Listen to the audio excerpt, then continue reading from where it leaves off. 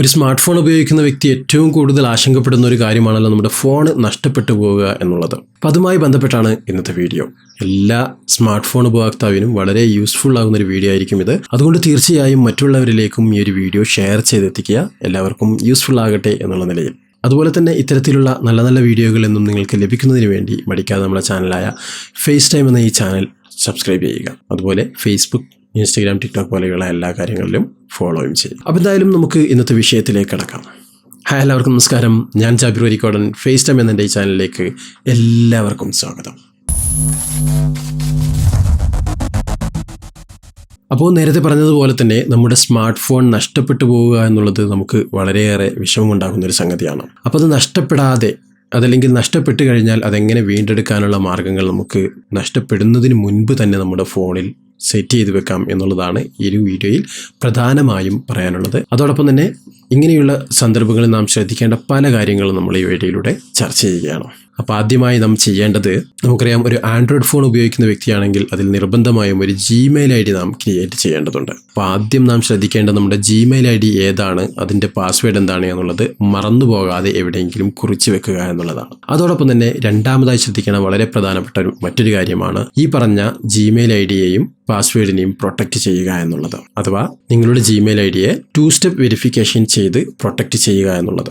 അതിനുവേണ്ടി നമുക്ക് 3 വഴികളാണ് പൊതുവെയായി ഉപയോഗിക്കാറുള്ളത്. ഒന്ന്, നമ്മുടെ ഫോൺ നമ്പർ ഉപയോഗിക്കുക എന്നുള്ളത്. അഥവാ നിങ്ങളുടെ ഈ മെയിൽ ID മറ്റൊരു ഡിവൈസിൽ ലോഗിൻ ചെയ്യുന്ന സമയത്ത് നിങ്ങളുടെ ഫോൺ നമ്പറിലേക്ക് ഒരു കോഡ് വരും. ആ കോഡ് ടൈപ്പ് ചെയ്താൽ മാത്രമേ ആ ഉപയോഗിക്കുന്ന വ്യക്തിക്ക്, അതല്ലെങ്കിൽ ലോഗിൻ ചെയ്യാൻ ശ്രമിക്കുന്ന ഡിവൈസിൽ അതിനെ ആക്സസ് ചെയ്യാൻ സാധിക്കുകയുള്ളൂ. അതേ രീതിയിൽ തന്നെ മറ്റൊരു ഓപ്ഷനാണ്, മറ്റൊരു മെയിൽ IDയിലേക്ക് വരുന്ന കോഡുകൾ ഏത് ഡിവൈസിലാണോ ലോഗിൻ ചെയ്യാൻ ഉദ്ദേശിക്കുന്നത്, അതല്ലെങ്കിൽ ഏത് ബ്രൗസറിലാണോ ലോഗിൻ ചെയ്യാൻ ഉദ്ദേശിക്കുന്നത്, ആ ബ്രൗസറിൽ അതല്ലെങ്കിൽ ഡിവൈസിൽ അതിൽ വരുന്ന കോഡുകൾ ടൈപ്പ് ചെയ്ത് കൊടുത്താൽ മാത്രമേ അവിടെയും ആക്സസ് ചെയ്യാൻ സാധിക്കുകയുള്ളൂ. അതോടൊപ്പം തന്നെ മറ്റൊരു ഓപ്ഷനാണ് ഡിവൈസുമായി കണക്ട് ചെയ്യുക എന്നുള്ളത്. അഥവാ നിങ്ങളുടെ ഇമെയിൽ ID മറ്റൊരു ഫോണിൽ ലോഗിൻ ചെയ്ത് വെച്ച് കഴിഞ്ഞാൽ, അതല്ലെങ്കിൽ മറ്റൊരു ഡിവൈസിൽ കണക്ട് ചെയ്ത് വെച്ച് കഴിഞ്ഞാൽ അതിലേക്ക് ഒരു ഒതന്റിക്കേഷൻ കോഡ് വരും. അഥവാ സ്ക്രീനിൽ ഒന്നുകിൽ ഒരു കോഡ് കാണിക്കും, അതല്ലെങ്കിൽ നിങ്ങളുടെ മറ്റൊരു ഡിവൈസിൽ ഈ ഒരു മെയിൽ ID ലോഗിൻ ആയിട്ടുണ്ട്. അപ്പോൾ അതിൽ നിന്ന് നിങ്ങൾ ഇതിലേക്ക്, ഈ ഒരു രണ്ടാമത്തെ ഡിവൈസിലേക്ക് ലോഗിൻ ചെയ്യാൻ വേണ്ടി ആക്സസ് നൽകണം. അങ്ങനെയുള്ള 3 ഓപ്ഷനുകളാണ് പ്രധാനമായിട്ടുള്ളത്. മറ്റു ചിലതുമുണ്ട്, അതൊന്നും അത്രയൊരു പ്രായോഗികമല്ല. റിക്കവർ ചെയ്യുന്ന ഒരു സമയത്ത് നമുക്ക് ഉപയോഗിക്കാൻ വളരെ ബുദ്ധിമുട്ടുള്ള കാര്യമാണ്. എന്നാൽ ഈ പറഞ്ഞ 3 കാര്യങ്ങളിൽ ഏതെങ്കിലും 1-2 കാര്യങ്ങൾ നിങ്ങൾ നിർബന്ധമായും ചെയ്യാൻ ശ്രമിക്കണം. ഇതൊന്നും ചെയ്യാതെ എൻ്റെ ഫോൺ നഷ്ടപ്പെട്ടു, എനിക്കത് തിരിച്ചു പിടിക്കണം എന്ന് പറഞ്ഞു കഴിഞ്ഞാൽ അത് കുറച്ച് ബുദ്ധിമുട്ടുള്ള കാര്യമാണ്. മറ്റുള്ള രീതിയിലുള്ള പ്രോസസ്സിങ്ങിലൊക്കെ പോകേണ്ടി വരും. അതൊന്നും ചെയ്യാതെ നമുക്ക് തന്നെ ചെയ്യാൻ സാധിക്കുന്ന രീതികളാണ് ഈ വീഡിയോയിലൂടെ പറഞ്ഞു തരുന്നത്. കുറച്ച് ദൈർഘ്യമുണ്ടാകും, ക്ഷമയോടുകൂടി കണ്ടു കഴിഞ്ഞാൽ നിങ്ങൾക്ക് വലിയൊരു നഷ്ടം തടയാൻ സാധിക്കും. അപ്പോൾ എന്തായാലും ഈ പറഞ്ഞ കാര്യങ്ങൾ കൃത്യമായിട്ട് സെറ്റ് ചെയ്ത് വെക്കുക. അതിനുശേഷം നിങ്ങളുടെ ഫോണിൽ ചില സെറ്റിങ്സുകളിലും മറ്റുമൊക്കെ മാറ്റം വരുത്തേണ്ടതുണ്ട്. അതോടൊപ്പം തന്നെ നിങ്ങളുടെ ഫോണിൽ ആരെങ്കിലും എടുത്ത് ഉപയോഗിക്കുകയാണെങ്കിൽ, നിങ്ങൾക്ക് ഇഷ്ടമില്ലാത്ത ഒരാൾ, അല്ലെങ്കിൽ നിങ്ങളുടെ ഫോൺ ഉപയോഗിക്കാൻ താല്പര്യപ്പെടാത്ത ഒരാൾ നിങ്ങളുടെ ഫോണിനെ അൺലോക്ക് ചെയ്യുന്നുണ്ട് നിങ്ങൾ അറിയാതെ എന്നുള്ള സംശയങ്ങളൊക്കെ ഉണ്ട് എങ്കിലും ഈ വീഡിയോയുടെ ഭാഗത്ത് അതിനെക്കുറിച്ചും പ്രതിപാദിക്കുന്നുണ്ട്. അപ്പോൾ വീഡിയോ മുഴുവനായിട്ട് കാണുക. ഇനി നിങ്ങളുടെ ഫോണിൽ എന്തൊക്കെയാണ് സെറ്റിങ്സ് ചെയ്യേണ്ടത് എന്നുള്ളതും, അതുപോലെ ഏതൊക്കെ ആപ്ലിക്കേഷനാണ് ഇൻസ്റ്റാൾ ചെയ്ത് ഉപയോഗിക്കേണ്ടത് എന്നുള്ളതൊക്കെ കൃത്യമായിട്ട് നമുക്ക് മുൻപോട്ടുള്ള വീഡിയോ കണ്ട് മനസ്സിലാക്കാം. അപ്പോൾ ഇനി നമ്മുടെ ഫോണിൽ പ്രധാനമായി മാറ്റം വരുത്തേണ്ട സെറ്റിങ്സ് എന്ന് പറയുന്നത്, നമുക്കറിയാം ചില ഫോണുകളിലൊക്കെ ഫോൺ ലോക്ക് ചെയ്താലും ഇതേ രീതിയിൽ നോട്ടിഫിക്കേഷനും അതുപോലെ ഈ കാണുന്ന കൺട്രോൾ സെന്ററൊക്കെ ആക്സസ് ചെയ്യാൻ സാധിക്കും. അതിനെ ആദ്യം നാം ഓഫ് ചെയ്ത് വെക്കണം. കാരണം നിങ്ങളുടെ ഫോൺ നഷ്ടപ്പെട്ട് കഴിഞ്ഞാൽ കിട്ടുന്ന ആൾക്ക് ഇന്റർനെറ്റോ അതുപോലെ ലൊക്കേഷൻ പോലെയുള്ള കാര്യങ്ങൾ ഓഫ് ചെയ്യാനോ ഓൺ ചെയ്യാനോ ഉള്ള ഓപ്ഷൻ അവിടെ ലഭിക്കാൻ പാടില്ല. അപ്പോൾ അതുകൊണ്ട് തന്നെ നിങ്ങൾ സെറ്റിംഗ്സ് ഓപ്പൺ ചെയ്യുക. സെറ്റിംഗ്സിൽ നിന്ന് നോട്ടിഫിക്കേഷൻ ആൻഡ് കൺട്രോൾ സെന്റർ എന്നുള്ള ഓപ്ഷൻ ഉണ്ടാവും, അത് സെലക്ട് ചെയ്ത് കൊടുക്കുക. അവിടെ നിന്ന് item show on the lock screen after swiping down എന്നുള്ള ഓപ്ഷൻ നിങ്ങൾക്ക് കാണാൻ സാധിക്കും. അതല്ലെങ്കിൽ കൺട്രോൾ സെന്റർ എന്നുള്ള ഡയറക്റ്റ് ആയിട്ടുള്ള ഓപ്ഷൻ ആയിരിക്കും നിങ്ങൾക്കുണ്ടാവുക.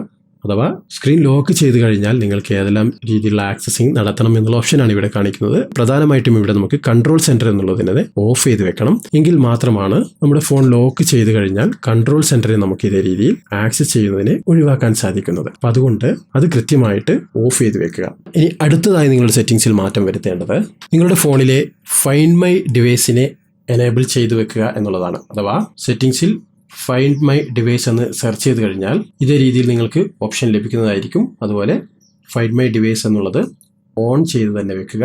ഇത് ഡിഫോൾട്ടായിട്ട് ഓൺ ആയിരിക്കും. അത് ഓഫാണ് നിങ്ങളുടെ ഫോണിൽ ഉള്ളത് എങ്കിൽ ഓൺ ചെയ്ത്. അതോടൊപ്പം തന്നെ പ്രൈവസി എന്നുള്ള ഭാഗത്ത് നിന്ന് മറ്റൊരു ഓപ്ഷൻ കൂടി നിങ്ങൾ എനേബിൾ ചെയ്ത് വെക്കണം. ഇവിടെ ഫൈൻഡ് ഡിവൈസ് എന്നുള്ള ഓപ്ഷൻ ഉണ്ട്. അതിൽ നിന്ന് ഫൈൻഡ് ഡിവൈസ് എന്നുള്ളതും എനേബിൾ ചെയ്ത് വെക്കണം. ആക്സസ് ഡിവൈസ് ഇൻഫോ എന്നുള്ളത് എനേബിൾ ചെയ്യുക. അതിനുശേഷം അതേ രീതിയിൽ ആക്സസ് ലൊക്കേഷൻ എന്നുള്ളത് എനേബിൾ ചെയ്യുക.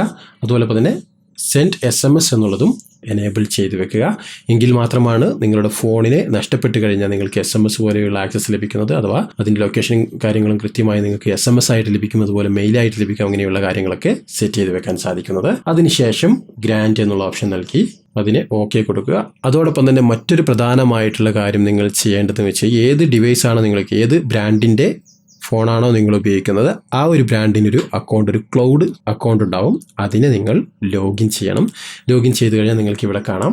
ഇപ്പോൾ ഈ ഒരു ഫോണ് MIയുടെ ഫോണാണ്, അഥവാ ഷവോമിയുടെ ഫോണാണ്. അപ്പോൾ ഷവോമിക്ക് ഒരു അക്കൗണ്ട് ഉണ്ട്. ആ അക്കൗണ്ട് ലോഗിൻ ചെയ്ത്, അഥവാ അക്കൗണ്ട് ക്രിയേറ്റ് ചെയ്ത് അത് ലോഗിൻ ചെയ്ത് കഴിഞ്ഞാൽ ഇങ്ങനെയുള്ള നഷ്ടപ്പെടുന്ന സമയത്തൊക്കെ നിങ്ങൾക്ക് അതിലേക്ക് സിം ചേഞ്ച് ചെയ്യുകയോ അങ്ങനെയുള്ള കാര്യങ്ങളൊക്കെ ചെയ്യുന്ന സമയത്ത് കൃത്യമായിട്ട് ആ ഒരു അക്കൗണ്ടിലേക്ക് നമുക്ക് മെയിലായിട്ട് ലഭിക്കും. അത് വളരെ യൂസ്ഫുൾ ആയിട്ടുള്ള ഒന്നാണ്. അപ്പോൾ അങ്ങനെ ചെയ്ത് കഴിഞ്ഞാൽ നിങ്ങളുടെ ഫോണിലെ സെക്യൂർ ആയിട്ട് ഉപയോഗിക്കാൻ സാധിക്കും ഒന്നാണ്. അതോടൊപ്പം തന്നെ നിങ്ങളുടെ ഫോണിൽ മറ്റൊരു പ്രധാനമായിട്ടുള്ള കാര്യം ചെയ്യേണ്ടതെന്ന് വെച്ചാൽ എപ്പോഴും ലൊക്കേഷൻ നിങ്ങൾ ഓൺ ചെയ്ത് തന്നെ വെക്കണം. ലൊക്കേഷൻ സർവീസ് എപ്പോഴും ഓൺ ചെയ്ത് തന്നെ വെക്കുക. അതുപോലെ പുറത്തു പോകുന്ന സമയത്ത് കൃത്യമായി നെറ്റും ഓൺ ചെയ്ത് തന്നെ വെക്കുക. ഈ ഒരു കാര്യങ്ങൾ ചെയ്യുന്നത് എന്തിനാണെന്ന് വെച്ച് കഴിഞ്ഞാൽ നിങ്ങളുടെ ഫോൺ നഷ്ടപ്പെട്ട് കഴിഞ്ഞാൽ അതിന് ഫൈൻഡ് മൈ ഡിവൈസ് വഴി നിങ്ങൾക്ക് സെർച്ച് ചെയ്യണമെങ്കിൽ അത് സെർച്ച് ചെയ്യാനുള്ള കാര്യം സിമ്പിളാണ്. നിങ്ങൾ ഏതെങ്കിലും ഒരു ബ്രൗസർ ഓപ്പൺ ചെയ്യുക, ആരുടെയെങ്കിലും ഫോണിൽ ബ്രൗസർ ഓപ്പൺ ചെയ്ത് നിങ്ങളുടെ നഷ്ടപ്പെട്ട ഫോണിൽ ഏത് അക്കൗണ്ടാണോ ലോഗിൻ ചെയ്തിരിക്കുന്നത്, അഥവാ ഏത് മെയിൽ ID ആണോ ലോഗിൻ ചെയ്തിരിക്കുന്നത്, അത് ആ ഡിവൈസിൽ ലോഗിൻ ചെയ്യുക. ലോഗിൻ ചെയ്ത് കഴിഞ്ഞാൽ ഫൈൻഡ് മൈ ഡിവൈസ് എന്നുള്ള ആ ഒരു ഭാഗത്ത് നിങ്ങളുടെ ഫോണിൻ്റെ ലൊക്കേഷൻ കൃത്യമായിട്ട് കാണിക്കുന്നതായിരിക്കും. ഈ സെറ്റിങ്സുകൾ ചെയ്തതോടൊപ്പം തന്നെ ആരാണ് നിങ്ങളുടെ ഫോൺ എടുത്തിരിക്കുന്നത്, എവിടെ നിന്നാണ് എടുത്തിരിക്കുന്നതൊക്കെ കൃത്യമായിട്ട് അതിൻ്റെ ലൊക്കേഷൻ മനസ്സിലാക്കണമെങ്കിൽ ഒരു ചെറിയ ആപ്ലിക്കേഷൻ നിങ്ങളുടെ ഫോണിൽ ഇൻസ്റ്റാൾ ചെയ്ത് വെക്കണം. ലിങ്ക് ഞാൻ ഡിസ്ക്രിപ്ഷനിൽ കൊടുത്തിട്ടുണ്ട്. ആ ലിങ്ക് വഴി നിങ്ങൾക്ക് ഡൗൺലോഡ് ചെയ്ത് ഉപയോഗിക്കാം. അപ്പോൾ അത് വളരെ യൂസ്ഫുൾ ആകുന്നൊരു മെത്തേഡാണ്. ആമുഖത്തിൽ പറഞ്ഞതുപോലെ നിങ്ങളുടെ ഫോൺ നിങ്ങൾക്ക് ഇഷ്ടപ്പെടാത്ത ആരെങ്കിലും എടുത്ത് ലോക്ക് തുറക്കുന്നുണ്ട് എങ്കിൽ അത് കൃത്യമായിട്ട് അതിൻ്റെ ഫോട്ടോ സഹിതം നിങ്ങൾക്ക് നൽകും. അതോടൊപ്പം തന്നെ ഇങ്ങനെ നഷ്ടപ്പെടുന്ന സമയത്ത് ആരാണോ നിങ്ങളുടെ ഫോണിൻ്റെ ലോക്ക് ഓപ്പൺ ചെയ്യാൻ ശ്രമിക്കുന്നത് അവരുടെ ഫോട്ടോയും നിങ്ങൾക്കെടുത്ത് നിങ്ങളുടെ മെയിലിലേക്ക് അയച്ചു തരും. അങ്ങനെയുള്ള മെത്തേഡ് നല്ല അടിപൊളിയായിട്ടുള്ള സിമ്പിളായിട്ടുള്ള ചെറിയൊരു ആപ്ലിക്കേഷനാണ്. ആവശ്യമുള്ളവർക്ക് ലിങ്കിൽ ക്ലിക്ക് ചെയ്തുകൊണ്ട് ഡൗൺലോഡ് ചെയ്യാം. ആവശ്യമുള്ളവർക്ക് എന്നല്ല, അത് നല്ലൊരു യൂസ്ഫുൾ ആയിട്ടുള്ള ആപ്ലിക്കേഷനാണ്. പല രീതിയിലുള്ള ആപ്ലിക്കേഷൻ നിങ്ങളുടെ ഫോണിൽ ഇൻസ്റ്റാൾ ചെയ്ത് വെക്കാറുണ്ട്. അപ്പോൾ ഇങ്ങനെയൊന്ന് വെച്ച് കഴിഞ്ഞാൽ കൊണ്ട് നിങ്ങൾക്ക് യാതൊരു നഷ്ടവും വരാനില്ല, ലാഭമല്ലാതെ. ഇൻസ്റ്റാൾ ചെയ്ത് അതിനെ ഓപ്പൺ ചെയ്ത് കഴിഞ്ഞാൽ നിങ്ങൾക്ക് ഇതിൻ്റെ ഇൻ്റർഫേസ് ഇതേ രീതിയിലായിരിക്കും കാണാൻ സാധിക്കുന്നത്. ഇവിടെ നിന്ന് സെൻഡ് അലേർട്ട് ഇമെയിൽ എന്നുള്ള ഒരു ബട്ടൺ നിങ്ങൾക്ക് കാണാൻ സാധിക്കും. അതിനെ എനേബിൾ ചെയ്ത് കൊടുക്കുക. അതോടൊപ്പം തന്നെ പെർമിഷൻ റിക്വയർഡ് എന്നുള്ള ഒരു പോപ്പപ്പ് സ്ക്രീൻ വരുന്നതായിരിക്കും. ഈ ഒരു ആപ്ലിക്കേഷനെ നമ്മൾ ഡിഫോൾട്ട് ആയിട്ടുള്ള അഡ്മിനിസ്ട്രേറ്റർ ആപ്പായിട്ട് ഉപയോഗിക്കണമെങ്കിൽ മാത്രമാണ് കൃത്യമായിട്ട് വർക്ക് ചെയ്യുകയുള്ളൂ. അപ്പോൾ അതിനുള്ള പെർമിഷനാണ് ഇവിടെ നാം നൽകേണ്ടത്. ഓക്കെ എന്നുള്ളത് കൊടുക്കുക. അതിനുശേഷം active this device admin app എന്നുള്ള ഈ ഭാഗം സെലക്ട് ചെയ്തുകൊണ്ട് ഇതിനെ ആപ്ലിക്കേഷൻ നിങ്ങളുടെ ഫോണിനെ കൺട്രോൾ ഡിവൈസിലേക്ക് അഡ്മിൻ ആയിട്ട് സെറ്റ് ചെയ്യുക. അതിനുശേഷം വീണ്ടും പെർമിഷൻ റിക്വയർഡ് എന്നുള്ള ഒരു ഓപ്ഷൻ നിങ്ങൾക്ക് കാണും. ഓക്കെ കൊടുത്ത് എന്താണോ പെർമിഷൻ ചോദിക്കുന്നത് അതിന് അലോ നൽകുക. ശേഷം നിങ്ങളുടെ ഫോണിൽ കണക്റ്റ് ആയിട്ടുള്ള മെയിൽ ഐഡികൾ ഏതൊക്കെയുണ്ടോ അതൊക്കെ ഇവിടെ കാണിക്കുന്നതായിരിക്കും. അപ്പോൾ ഏത് മെയിൽ ഐഡിയിലേക്കാണ് നിങ്ങൾക്ക് ഇതിൻ്റെ ഫോട്ടോസ് അതല്ലെങ്കിൽ മറ്റുള്ള കാര്യങ്ങളൊക്കെ വരേണ്ടത് എന്നുള്ളത് ഇവിടെ നിന്ന് സെലക്ട് ചെയ്ത് കൊടുക്കുക. ശേഷം ഓക്കെ എന്നുള്ളത് കൊടുക്കുക. അതിനുശേഷം സക്സസ് എന്നുള്ള നോട്ടിഫിക്കേഷൻ വരുന്നതായിരിക്കും. ഓക്കെ എന്നുള്ളത് കൊടുക്കുക. ഇത്രയും മാത്രമാണ് നിങ്ങളൊരു ആപ്ലിക്കേഷനകത്ത് ചെയ്യേണ്ടത്. ഉദാഹരണത്തിന് ഞാനിവിടെ എൻ്റെ ഫോണ് ലോക്ക് ചെയ്തിരിക്കുകയാണ്. തെറ്റായിട്ട് ഒരു തവണ ഞാനിവിടെ 1-2 തവണ അറ്റംപ്റ്റ് ചെയ്യുന്നു. അപ്പോൾ നമ്മുടെ മെയിലിലേക്ക് കുറച്ച് നേരം കഴിഞ്ഞാൽ അതിൻ്റെ ഫോട്ടോ വരുന്നതായിരിക്കും. ഇവിടെ കണ്ടില്ലേ, എൻ്റെ ഈ ഒരു ഫോണിലേക്ക് ലോക്ക് അലേർട്ട് എന്നുള്ള ഒരു നോട്ടിഫിക്കേഷൻ വന്നിട്ടുണ്ട്. ഇതേ രീതിയിൽ നിങ്ങളുടെ ഫോണിലേക്കും മെയിൽ വരുന്നതായിരിക്കും. ഞാനിതിൻ്റെ ഫോണിൻ്റെ മുമ്പിൽ നിന്ന് ലോക്ക് തുറക്കാത്തതിനാണ് ഇവിടെ ബാക്ക്ഗ്രൗണ്ടിലെ ഇമേജുകളൊക്കെ വന്നിട്ടുള്ളത്. ഇതേ രീതിയിൽ നിങ്ങൾക്കും ആരാണോ ഫോൺ തുറക്കാൻ ശ്രമിക്കുന്നത് അവരുടെ ഫോട്ടോ ഇതേ രീതിയിൽ ലഭിക്കുന്നതായിരിക്കും. വളരെ യൂസ്ഫുള്ളായ ഒരു ആപ്ലിക്കേഷനാണിത്. അപ്പോൾ അതുകൊണ്ട് ഈ ഒരു ആപ്ലിക്കേഷന് കഴിവിൻ്റെ പരമാവധി ഇൻസ്റ്റാൾ ചെയ്ത് ഉപയോഗിക്കാൻ ശ്രമിക്കുക. യാതൊരുവിധ നഷ്ടവും നിങ്ങൾക്കുണ്ടാക്കുന്നില്ല. ഇത് നമുക്കൊരു 7 days ട്രയൽ ആയിട്ടാണ് ലഭിക്കുന്നത്. ക്യാഷ് കൊടുത്ത് വേണമെങ്കിൽ പർച്ചേസ് ചെയ്യാം. അതല്ല എന്നുണ്ടെങ്കിൽ ഡിസ്ക്രിപ്ഷനിൽ നൽകിയ ലിങ്കിൽ നിന്ന് ഇതിൻ്റെ പ്രീമിയം APKയും ഡൗൺലോഡ് ചെയ്യാൻ സാധിക്കും. വിശ്വാസമുള്ളവർക്ക് മാത്രം ആവശ്യമെങ്കിൽ അതിൻ്റെ APKയും ഇൻസ്റ്റാൾ ചെയ്യാം. ഇനി വേണ്ട, ക്യാഷ് കൊടുത്ത് വാങ്ങാനാണ് താല്പര്യമെങ്കിൽ അതായിരിക്കും ഏറ്റവും നല്ലത്.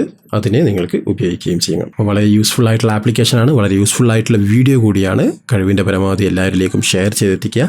ഇനി ഏതെങ്കിലും രീതിയിലുള്ള ട്രിക്കുകൾ ഇതുമായി ബന്ധപ്പെട്ട് നിങ്ങൾക്കറിയുമെന്നുണ്ടെങ്കിൽ അതും കമൻറ്റ് ചെയ്യാൻ മടിക്കരുത്. മറ്റുള്ളവർക്ക് ഉപകാരമാകട്ടെ എന്നുള്ള ഒരു ഉദ്ദേശത്തോടു കൂടി കമൻറ്റ് ചെയ്യുക. അപ്പോൾ എന്തായാലും പുതിയൊരു ടോപ്പിക്കായിട്ട് നമുക്ക് വീണ്ടും കണ്ടുമുട്ടാം. അതുവരെയും ചാനൽ സബ്സ്ക്രൈബ് ചെയ്ത് കാത്തിരിക്കുക.